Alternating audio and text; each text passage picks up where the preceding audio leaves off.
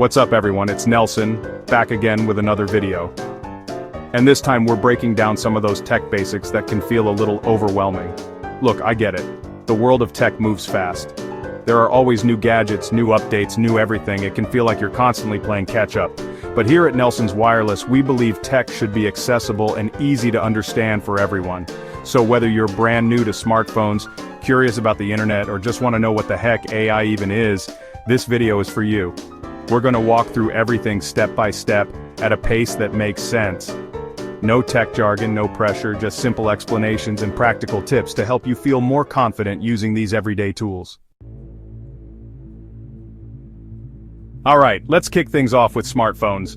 Now, I know what you might be thinking. Smartphones? Those things are complicated. But trust me, once you get the hang of it, a smartphone is like having a mini computer, a camera, and a whole lot more right in your pocket.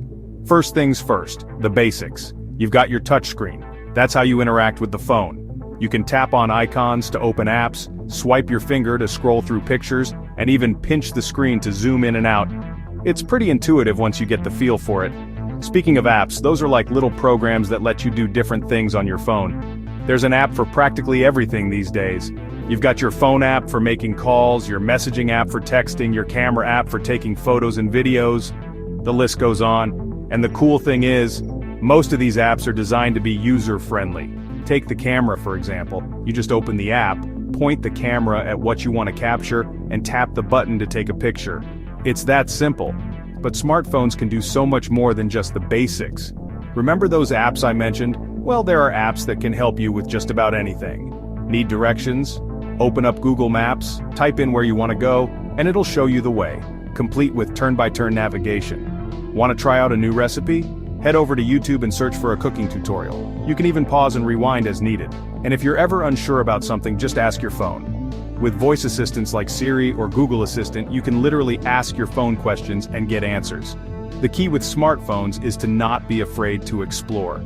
Tap on different icons, open up different apps, and see what they do. You might be surprised at how much you can learn just by playing around and experimenting a little bit. Next up, let's talk about the internet and email.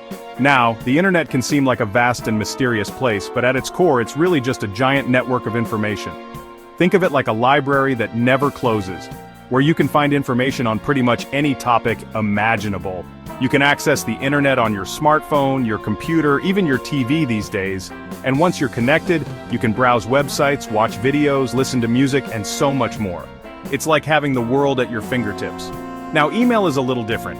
If the internet is like a giant library, then email is like your personal mailbox within that library. It's a way to send and receive digital messages, kind of like sending letters, but much faster. You can use email to stay in touch with family and friends, send work-related messages, or even sign up for newsletters and online services. It's a really convenient way to communicate without having to rely on snail mail. Of course, like anything else, there are a few things to be mindful of when it comes to the internet and email. Just like you'd be cautious about opening mail from strangers in the real world, it's important to be careful about what you click on and open in the digital world. If you receive an email from an unknown sender, or if something just seems off about a link or attachment, it's best to err on the side of caution and not click on it. It's always better to be safe than sorry. But overall, the internet and email are incredibly useful tools that can make your life easier and more connected. Don't be afraid to dive in and explore all that they have to offer. Alright, let's talk about something that might seem straight out of a sci-fi movie: voice assistants. You know those things you talk to on your phone or smart speaker? Yeah, we're talking Siri, Alexa, Google Assistant. They're all here to make your life a little easier. Now I know talking to your devices might feel a little strange at first, but trust me, it's surprisingly natural. It's like having a personal assistant right there, ready to answer your questions, set reminders, and even control your smart home devices. Let's say you're cooking dinner and need a quick conversion for a recipe. Instead of getting your hands messy, just say, "Hey Google, how many teaspoons are in a tablespoon?" Boom, instant answer. Or maybe you're heading out the door and want to know the traffic situation. Just ask Siri, "Hey Siri, what's my commute look like?"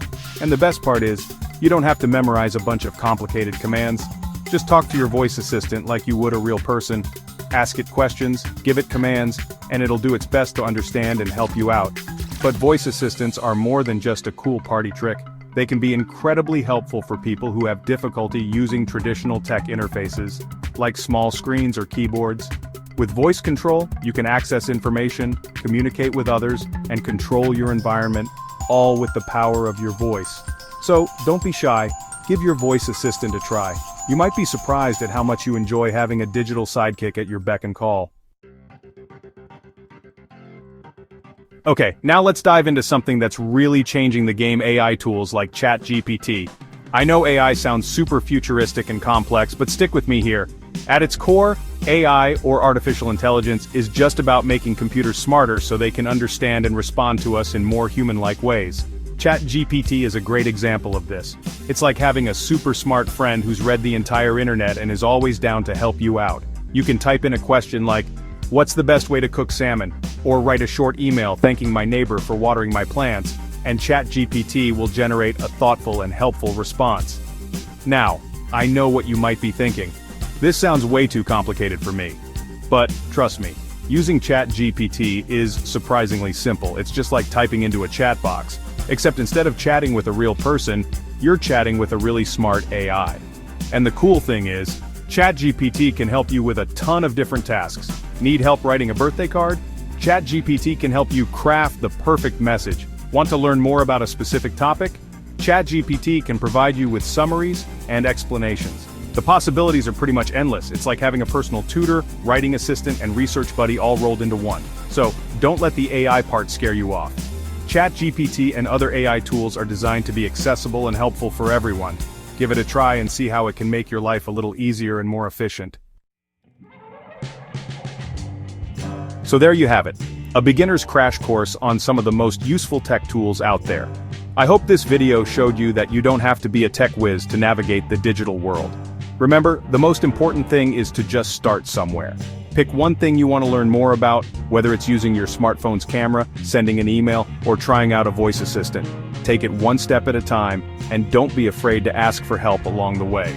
If you found this video helpful, hit that like button, and subscribe to the channel for more tech tips and tutorials. And as always, let me know in the comments what other tech topics you'd like me to cover in future videos. Until next time, keep exploring, keep learning, and remember, don't fear technology, you got this.